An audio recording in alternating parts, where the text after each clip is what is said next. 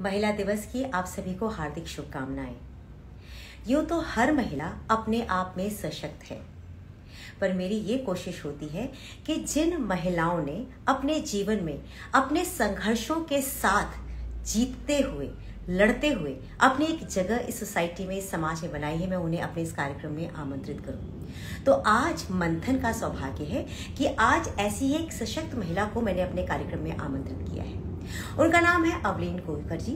और अवलीन जी जो है ना, वो एक लाइफ कोच है। सुंदरता के प्रति उनका एक अलग ही किस्म का लगाव है। वो एक ब्यूटी एक्सपर्ट है, एजुकेटर है, मेंटर है, और साथ ही वो लेजर स्किन करके ना, उनका एक सेंटर है, लेजर स्किन सेंटर करके, उसका नाम मुझे ठीक से नाम याद नहीं आ रहा, उनसे पूछ लेंगे हम। शायद औरा बाई अवलीन उसका नाम है। तो वो उसके जरिए लोगों को खूबसूरत बनाती हैं।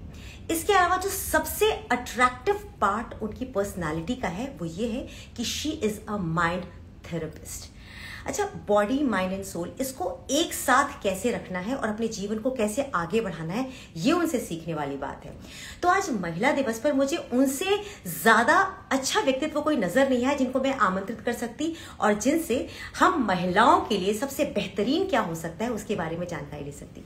तो चलिए बिना समय गंवाए मैं अवलीन जी को भेजती एक छोटा सा रिक्वेस्ट, और आप लोगों के मन में अगर कोई सवाल है तो आप प्लीज हमसे पूछ सकते हैं।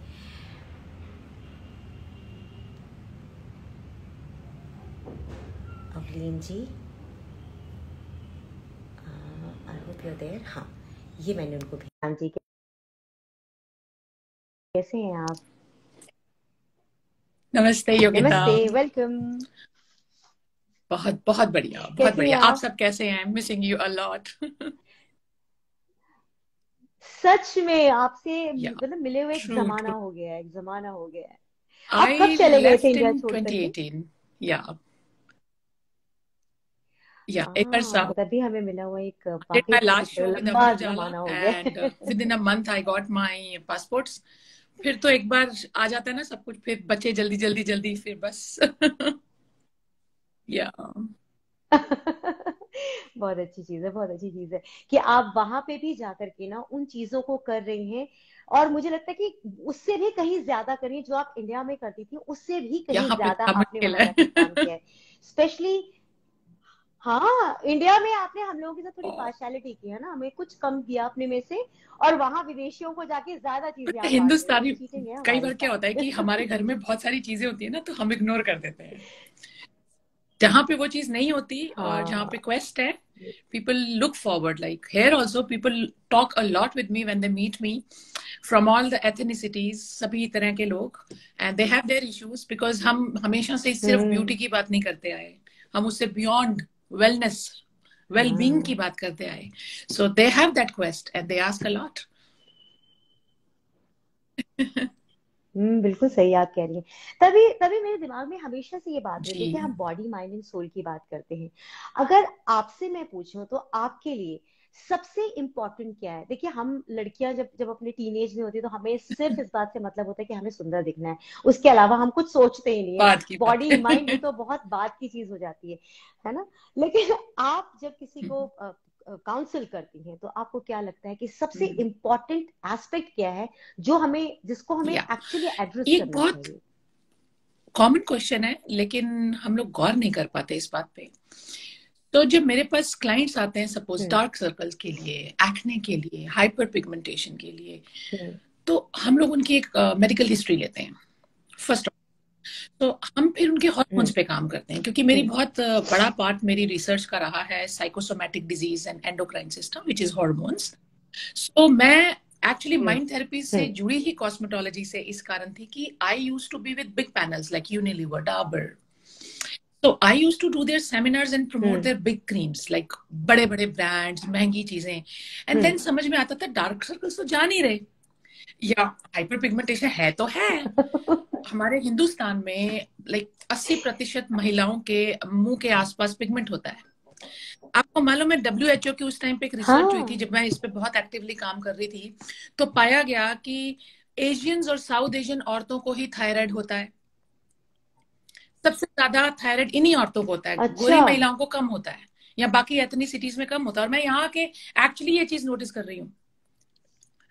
It was not only research, I am surprise to see कि I have so many clients of all ethnicity, गोरे, काले, जापानीज, कॉकेशियंस, हर तरह के लोग मेरे। लेकिन जो हाइपर पिगमेंटेशन वाली चीजें हैं, या मिलाज्मा है, या मुंह पे बहुत ज्यादा धब्बे जैसे हमारी हिंदुस्तानी औरतों के यहाँ पे हो जाते हैं, वो ज्यादातर हम एशियन, साउथ एशियन, पाकिस्तानी या हिंदुस्तानी या श्रीलंकन को होते हैं। फिर इसी तरह से लाइक हमने कई रिसर्चेस की, तो समझ आया कि हमारी खूबसूरती, हमारी ब्यूटी हमारे जीन्स से ज्यादा हमारे थॉट्स पे निर्भर है। हम जब पैदा हुए तो हम अपने से पहले 7 पुश्तों के जीन्स लेके आए। कोई गोरा था, काला था, कोई खूबसूरत था, कोई मोटी नाक, छोटी नाक। हमारे से पहले 7 पुश्ते, हमारे नाना, परनाना, परदादी, परदादा। So we have 7 generations of genes in us. और 7 पुश्तों के बाद वो जीन म्यूटेट हो जाता है, यानी कि मेरे बाद मेरी जो 7वीं पुश्त होगी उसमें मेरा जीन नहीं होगा। यस। सो जब मैं 7 पुश्तों के, अपने से ऊपर 7 डिफरेंट पीढ़ियों के जीन्स अपने अंदर कुछ परसेंटेज कैरी कर रही हूँ, तो मैं तो सब चीजों को प्रॉन हूँ ना, चाहे वो थायराइड है, पीसीओएस है, चाहे वो एक्ने है, हर्सुटिज्म यानी कि एक्सेस हेयर ग्रोथ, या डायबिटीज, या any issue, any concern you can talk about for health. तो फिर हम एक ही घर में 4 बच्चे पैदा हुए, एक को थायराइड है, एक को आर्थराइटिस है, एक को कैंसर है, एक को लाइफस्टाइल की कोई और डिजीज है, कोई मोटा है, कोई पतला है। क्यों? आए तो एक ही फैक्ट्री से हम लोग। तो ये बहुत ज्यादा निर्भर करता है कि हमारी सोच क्या है, हमें जिंदगी क्या मिली।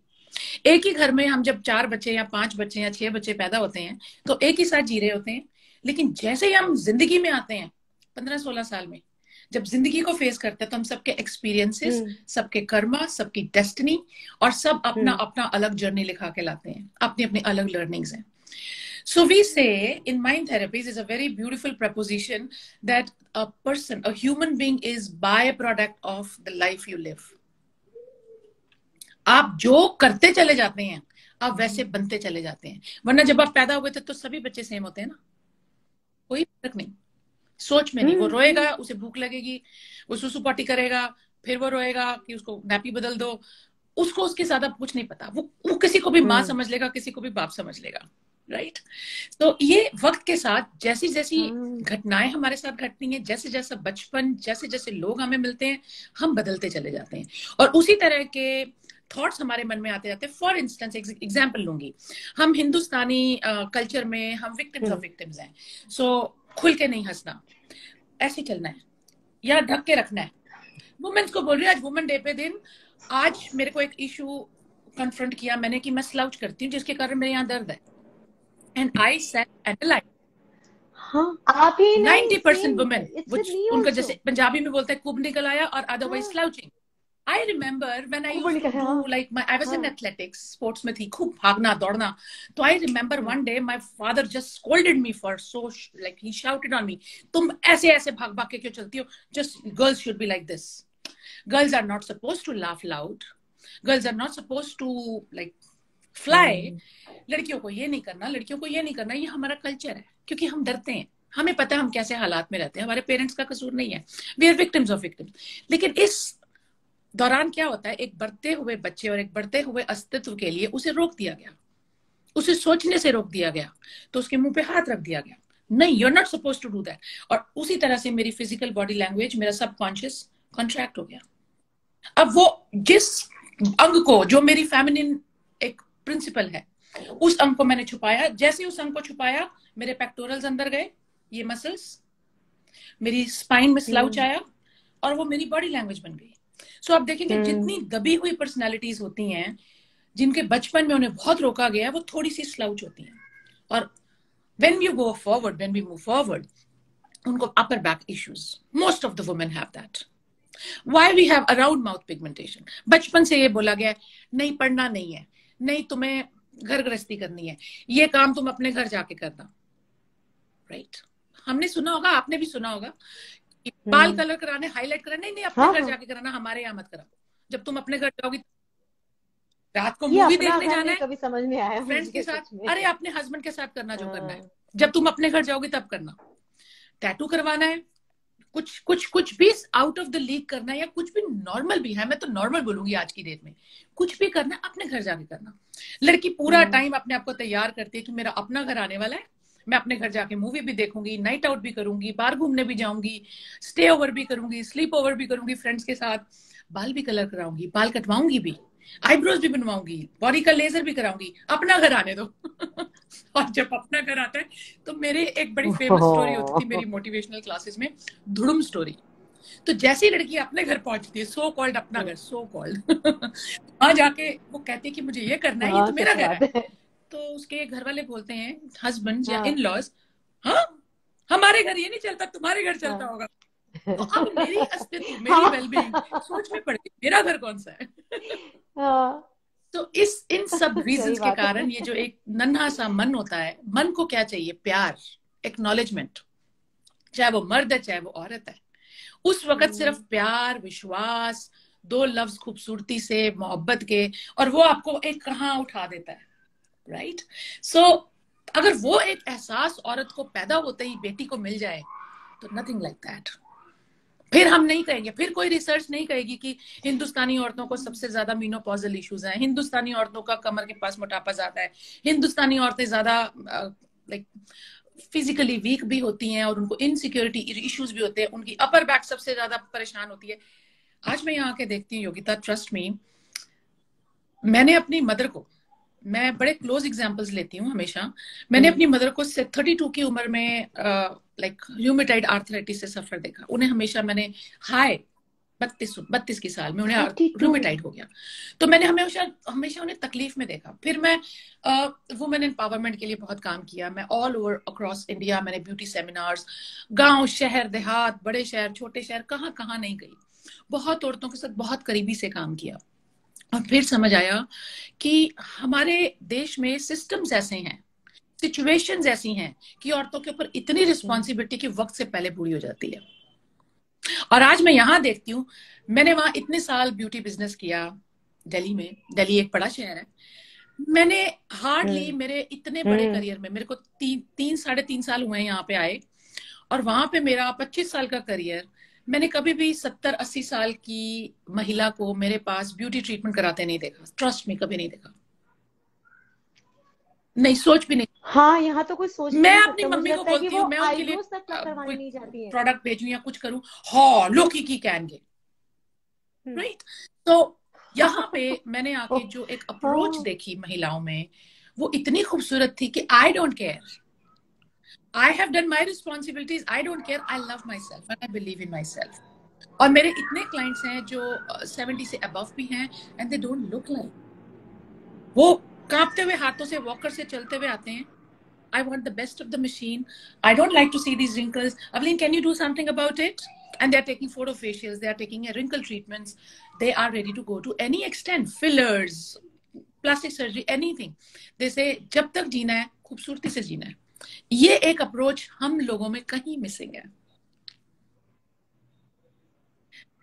ही नहीं है। तो थी, मैं अगर वो अप्रोच तो थी योगिता, याद करें जब हम चलना शुरू हुए थे, आप सभी याद करें, तो पहली चीज क्या थी कि मम्मी के ड्रेसिंग टेबल पे जाके वो लिपस्टिक उठाना, उनकी चुन्नी ओढ़ना और खूबसूरत दिखना, और अपने आप में वो खूबसूरती ढूंढना, वो परियों से सपने और वो खूबसूरत वो अप्रोच हमेशा से थी, भगवान ने हमें ऐसे ही बना के भेजे। फेमिनिज्म है ही, वो वक्त के साथ, हालात के साथ वो सब खो जाता है। आप बिल्कुल सही कह रहे हैं। मुझे लग रहा है आपसे बात करके ना, मतलब मैं अचानक ऐसी जगह पे चली गई, मुझे लग रहा है कि हमें जो हेल्थ इश्यूज होते हैं वो हमारे ऊपर जो लगाई गई बंदिशें हैं, शायद वो ही हमारे हेल्थ इश्यूज का सबसे बड़ा रीजन है, जो अभी आप बता रही हैं। अच्छा, आपकी लाइफ में मैंने सुना था ऐसा कि आप चूंकि ब्यूटी इंडस्ट्री में थी, लेकिन आपके साथ भी ऐसा कुछ हुआ था कि आपको लगा कि जब तक आप अपने ऊपर काम नहीं करेंगे, आप दूसरों के ऊपर काम नहीं कर सकते। ऑफ कोर्स, मैं कई बार कहती हूँ, क्योंकि हम सभी महिलाएं एक दूसरे को सपोर्ट करती हैं, एक दूसरे से अपनी एक्सपीरियंसेस शेयर करती हैं, और मैं हमेशा मानती हूँ अगर आप कुछ कर सकते हैं तो मैं भी कुछ कर सकती हूँ। तो हम सभी सिमिलर सिचुएशंस में बढ़ते हैं, पलते हैं, और हम सभी एक ही तरह से हंसते हैं, एक ही तरह से रोते हैं, और एक ही तरह से प्यार करते हैं, एक ही तरह से हम सारी सिचुएशंस को हैंडल भी करते हैं। So 2008-9 में I was on my peak of the career and something happened and then this Canada thing happened. I filed my immigration in 2000, which never suited me because I didn't want to come here, but somehow something happened ना कि कुछ एक raw में आके हम कर लेते हैं, वो रीजन बना मेरी सेपरेशन का, मेरी फैमिली लाइफ की सेपरेशन का। हमारी इंडस्ट्री सभी जानती है, और मैं इस चीज को कभी भी मैंने इस चीज को अपने लिए एक एम्बेरसमेंट का इश्यू नहीं समझा, क्योंकि हम सभी आज भी दोस्त हैं, हम मिलते हैं और हमने एक म्यूचुअल अंडरस्टैंडिंग में, because my ex wanted to settle here in Canada and I was doing a lot of good work in India, so I wanted to be there. So ये हमारी फैमिली सेपरेशन का एक reason बना। लेकिन क्योंकि है तो हम महिला ही ना, अंदर से एक छोटा सा नन्हा सा दिल होता है, तो उस चीज ने मुझे बहुत चीजें सोचने पे मजबूर किया। उस टाइम पे मेरे को एक ऑटो इम्यून प्रॉब्लम हुआ जिसे लाइकन प्लैनस बोलते हैं, जिसको मैंने बहुत बड़े प्लेटफॉर्म्स में भी शेयर किया, डर्मेटोलॉजिस्ट के साथ मिलकर भी उसके ऊपर काम किया हम लोगों ने, कि जब आप किसी भी स्ट्रेस के थ्रू गुजरते हैं, कई बार हमें एहसास भी नहीं होता हम स्ट्रेस में हैं, लेकिन स्ट्रेस होता है। तो ऐसे कई तरह की ऑटो इम्यून इश्यूज होते हैं जो आपके शरीर में आ जाते हैं, जैसे बालों का झड़ना, lichen planus, sometimes psoriasis, eczema, बहुत सारी तरह के इश्यूज होते हैं, आपको एहसास भी नहीं होता।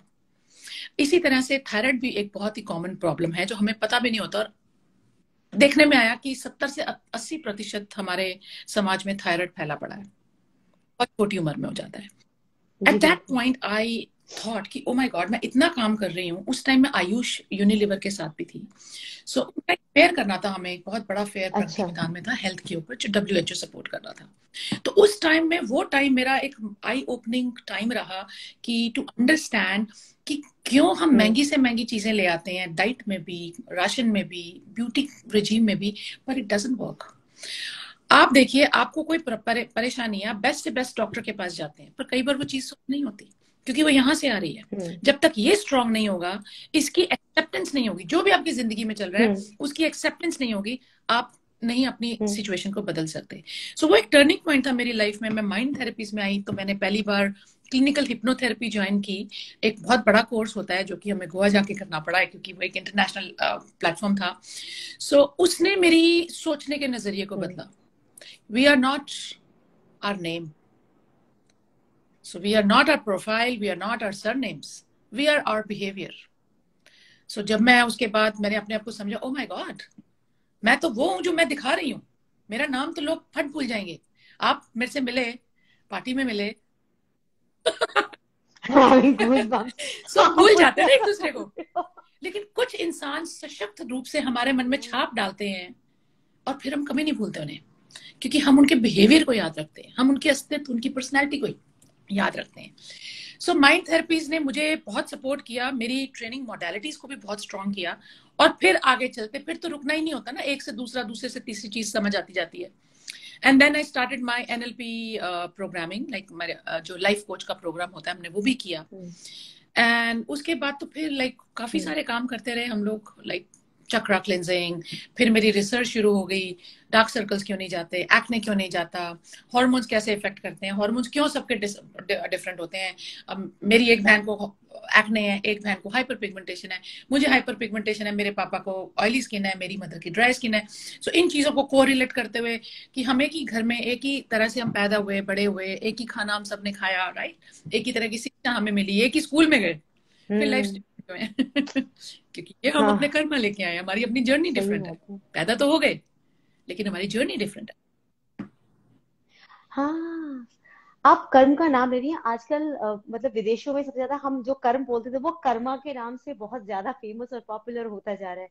और आजकल मुझे लग रहा है लोगों के अंदर अवेयरनेस इतनी ज्यादा आ गई है कि लोग हमेशा ना, मैं सबसे ज्यादा कोटेशंस पढ़ती हूँ, लोग अपने स्टेटस पे लगा देते हैं, karma is a bitch, karma follows, karma is not going to spare you. तो मैं ये सब चीजें जब पढ़ती हूँ तो मैं कई बार थोड़ा सा कंफ्यूज हो जाती हूँ कि कर्मा असल में क्या है। देखिए, कर्म हम करते हैं, है ना, तो जो हम करते हैं वो जो हम बचपन में पढ़ते हैं, as you sow so you reap, वो तो हमें इंस्टेंट मिल जाता है।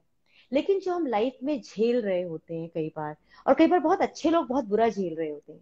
आई have been knowing you for a long time, जैसे आपकी जर्नी और आपकी स्टोरी मुझे थोड़ा मालूम है, तो उस हिसाब से भी अगर हम बात करें तो जो आपने अपना स्ट्रगल पीरियड देखा होगा, तो आपने तो किसी को तंग नहीं किया होगा ना। कई लोग, Then why did जब हम karma काउंसलिंग hit you करते हैं that योगिता, way? तो कई मेरे क्लाइंट्स आके मुझे पूछते हैं, मैंने तो किसी के साथ बुरा नहीं किया, मेरे साथ ये क्यों हुआ। सो बहुत सिंपल सी चीज है योगिता, कि हमें लगता है हमने किसी के साथ बुरा नहीं किया, लेकिन अननोइंगली, अनइंटेंशनली हम ह्यूमन बींग्स हैं। हम अपने 5 तत्वों में हैं, 5 एलिमेंट्स की बॉडी और 5 इमोशंस में रहते हैं। हमें पता भी नहीं होता, हम एनवी भी होते हैं, जेलस भी होते हैं, लोभ भी करते हैं, गुस्से में भी आते हैं, दिल भी दुखाते हैं। कहीं ना कहीं हमारे नित्य कर्मा, जो नित्य एक्शंस हैं, रोज के एक्शंस हैं, कहीं ना कहीं हम उनमें कुछ ना कुछ गलत कर ही रहे होते हैं, हमें पता नहीं लगता। ये हमारा अहम और ईगो है जो कहता है मैं गलत नहीं हूं, पर हम कहीं ना कहीं रोज गलती करते हैं, रोज उठते हैं। विजडम क्या है, आपका इवॉल्व होना क्या है? We make mistakes, every day we make mistakes, we learn from our mistakes and we move on and we evolve.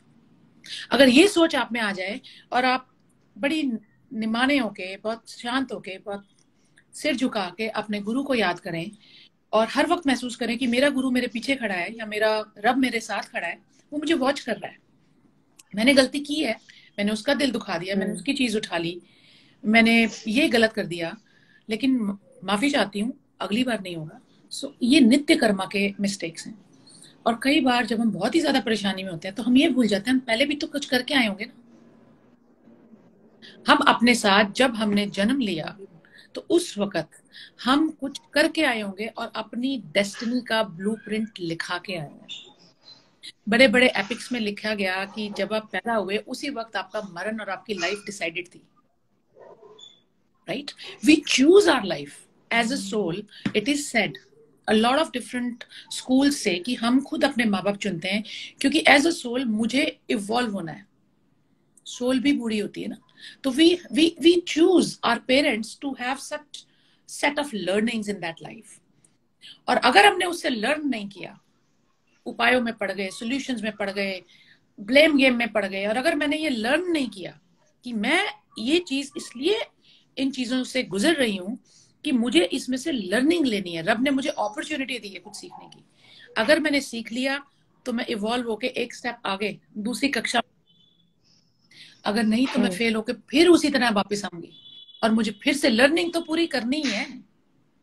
अभी आपके ऊपर है कि आप अभी लर्न करते हैं या आप पंडे पुजारियों के पास जाएंगे, आप वास्तु कराएंगे, आप उपाय कराएंगे, पूजा पाठ कराएंगे, पत्थर पहनेंगे, ये आपके ऊपर है कि आप अपनी लर्निंग को रोकते हैं उसकी रजा से हटके, या कहते हैं नहीं, आई एम रेडी एवरीथिंग, तूने हंसाना है, क्योंकि वो तो यहाँ रहता है ना।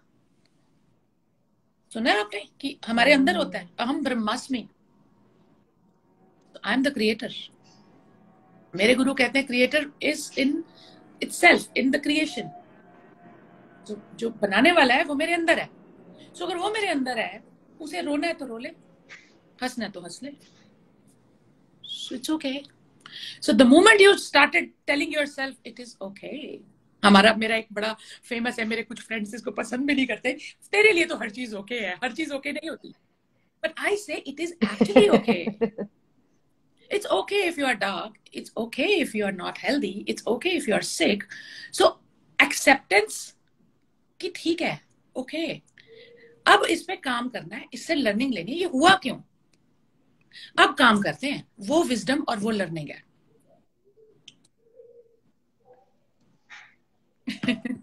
My God.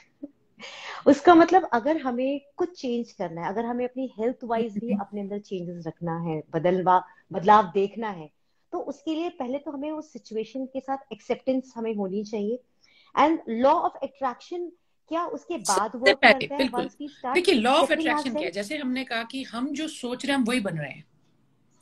तो मेरा एक बड़ा फेमस मंत्र है जो मैं अक्सर बोलती हूँ, beauty is what, beauty is what you eat, beauty is what you drink, beauty is what you sleep, and beauty is what you think.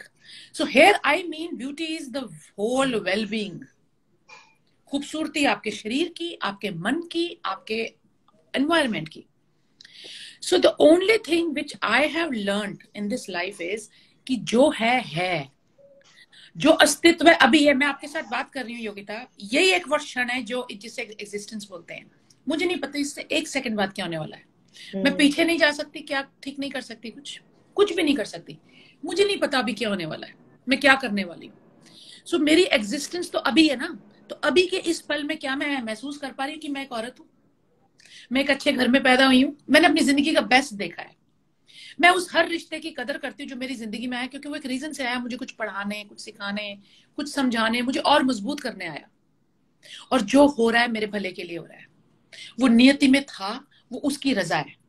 जिस दिन हमने उसकी रजा में सिर झुका दिया और अपने कर्मों पे, अपने एक्शंस पे, अपने ऊपर ध्यान शुरू कर दिया देना, उस दिन आप देखेंगे लाइफ विल बी डिफरेंट। फिर आप किसी के ऊपर लाइक लुक फॉरवर्ड नहीं करेंगे किसी भी सपोर्ट के लिए। फिर you are yourself enough. So एक बड़ी स्ट्रॉन्ग लॉ ऑफ अट्रैक्शन या लॉ ऑफ एफर्मेशन में हम जब बात करते हैं, सबसे पहले अपने सबकॉन्शियस को ये बताना, I am enough, I am strong, I know what I am, I believe in myself. So ये बीइंग एनफ की जो परिभाषा अगर यहां समझ आ गई, तो फिर आधी बीमारियां आपकी दूर हो जाती हैं। लवली। आपसे बात करने के बाद मुझे ऐसा लग रहा है कि मैंने सेशन आधे घंटे का क्यों रखा आपसे। तो मतलब ये जो डिस्कशन है एक्चुअली इसकी जरूरत आज समाज को है। हम लोग जितने ज्यादा या लोग परेशान बीमार चल रहे हैं ना, और मेंटली, फिजिकली और इमोशनली, मतलब ये सारे हमारे जो सेगमेंट्स है ना वो सारे ही हिले हुए हैं, क्योंकि हम शायद थॉटफुली माइंडफुलनेस की तरफ जा ही नहीं रहे। मैं आपको रिक्वेस्ट करना चाहूंगी आज कि आप मुझे ना अपना एक सेशन और दीजिए, कि हम एक लाइव और करें। जिस एब्सोल्युटली। दिन भी आपके पास वक्त हो मुझे आप प्लीज पहले बता दीजिएगा, ताकि हम इस पर और अधिक बात कर सके। आपसे मैं एक सवाल पूछना चाहती हूँ, क्योंकि आप स्पिरिचुअली अपने आप को बहुत ज्यादा एनरिच कर चुकी हैं, है ना, आपने अपने आप को पूर्ण कर लिया है स्पिरिचुअलिटी की वजह से, और आप एक कंप्लीट, एक कंप्लीट वुमन जिसे मुझे कहना चाहिए, आप कंप्लीट है अपने आप में। पर क्या कभी जब आप बैठ करके पीछे मुड़कर देखते हैं, तो आपको कभी एहसास होता है कि उस अवलीन और आज की अवलीन को आपने कितना बदल डाला है?